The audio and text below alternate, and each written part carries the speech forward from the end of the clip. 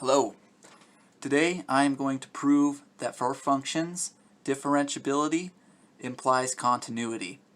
In this proof, we will show that all differentiable functions must be continuous.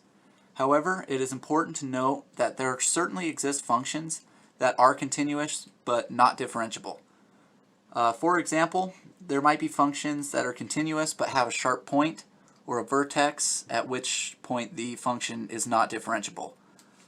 More concretely, we will be proving the theorem, let A be a member of R and let F be a function at and near A.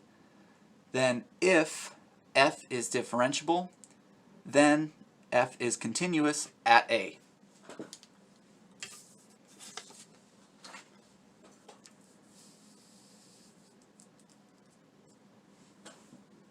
Before we prove the theorem, we first want to note the definitions of a differentiable function and a continuous function. The definition of a differentiable function is the limit as x approaches a of f of x minus f of a all over x minus a exists. And the definition for a continuous function says that the limit as x approaches a of f of x is equal to f of a. This second limit can be written equivalently as this right here, and which must equal 0 because f of x and f of a are the same as we showed before. So we will use this new definition of continuity in our proof.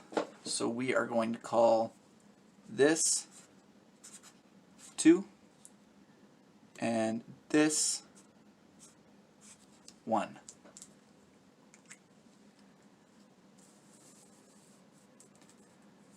Okay, so for our proof we are going to assume that 1 is true, and from there we are going to have to show that 2 is true. We start out with our new definition of continuity, and by multiplying x minus a over x minus a, which is the equivalent of 1, we get this equation here.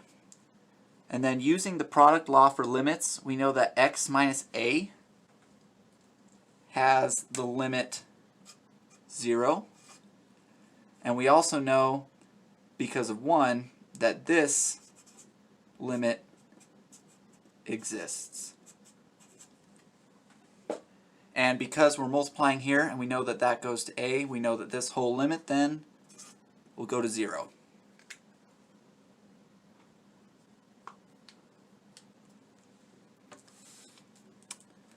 Alright, so now using the product of limits, we rewrite the equation like this, and then we apply the difference law to get this right hand side here. Manipulating further,